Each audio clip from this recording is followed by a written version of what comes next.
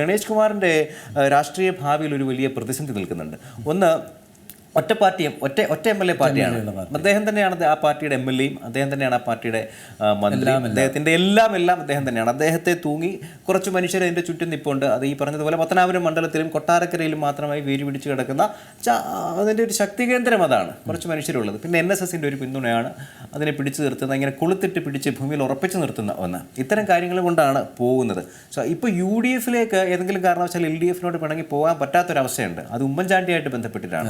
ഉമ്മൻചാണ്ടിയെ അപകീർത്തിപ്പെടുത്തുന്നതിനും ഉമ്മൻചാണ്ടിയെ തകർക്കുന്നതിനും മന്ത്രിസഭ മറിച്ചിടുന്നതിനുമായി ഗണേഷ് കുമാർ ചില കാര്യങ്ങൾ ചെയ്തിട്ടുണ്ട് എന്നത് സംബന്ധിച്ചൊരു വലിയ ചർച്ചയും രേഖകളും ഒക്കെ വന്നിട്ടുണ്ട്. CBIയുടെ റിപ്പോർട്ടിൽ തന്നെ അഡീഷണൽ ആയിട്ട് എഴുതി ചേർത്ത പേരുകൾ മാനിപ്പുലേറ്റ് ചെയ്യാൻ വേണ്ടിയിട്ടുള്ള ശ്രമിച്ചിട്ടുള്ള കാര്യങ്ങൾ ഇതൊക്കെ CBIയുടെ റിപ്പോർട്ടിൽ തന്നെ പറഞ്ഞിട്ടുണ്ട്. ഇപ്പോൾ ഇത്തരം കാര്യങ്ങളൊക്കെ നിൽക്കുമ്പോൾ ഒരുപക്ഷെ ഉമ്മൻചാണ്ടി ജീവിത അന്ത്യം വരെ സൂക്ഷിച്ച ചില രഹസ്യങ്ങളുണ്ട്.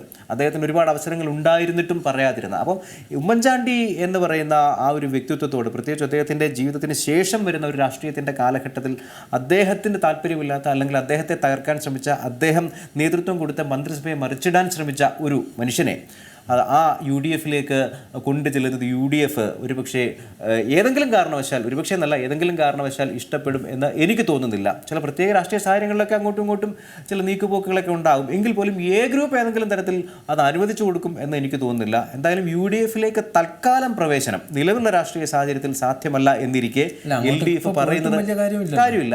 എങ്കിൽ പോലും LDF പറയുന്നത് തൽക്കാലം അനുസരിക്കുകയേ നിർവാഹമുള്ളൂ. അതുകൊണ്ടാണ് തലയ്ക്ക് കിഴുക്ക് കിട്ടിയപ്പോൾ ഒരു സങ്കട മനോഭാവത്തിലില്ല. ഞാൻ ഇനി ഒന്നും പറയുന്നില്ല, എല്ലാ ഉദ്യോഗസ്ഥരും പറയും, എല്ലാവരും പറയും, ഇവർ പറയും എന്നൊക്കെയുള്ളൊരു നിരാശാബോധത്തിൽ അദ്ദേഹം മുന്നോട്ട് പോകുന്നത് എന്നാണ് എനിക്ക് തോന്നുന്നത്. ഒരു പ്രതിസന്ധിയിലാണ് ഗണേശ് നിൽക്കുന്നത്.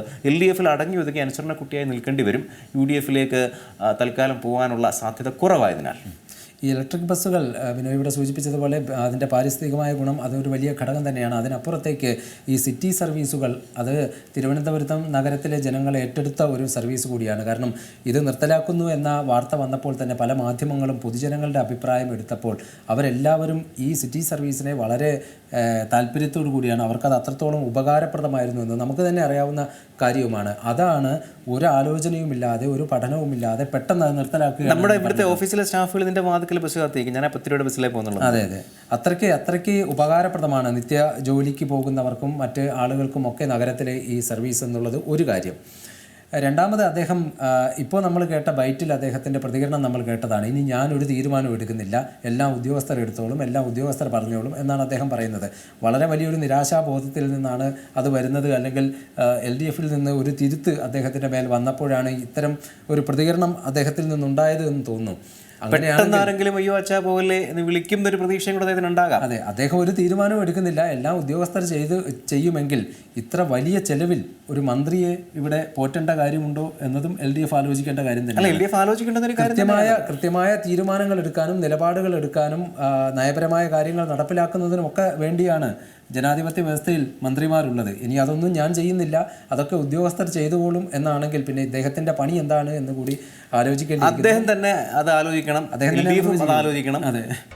പുതിയ വാർത്തകളും വിശേഷങ്ങളും ഇനി വിരൽ തുമ്പിൽ. എല്ലാ ഡിജിറ്റൽ പ്ലാറ്റ്ഫോമുകളിലും ഇപ്പോൾ Zee മലയാളം ന്യൂസ് ലഭ്യം.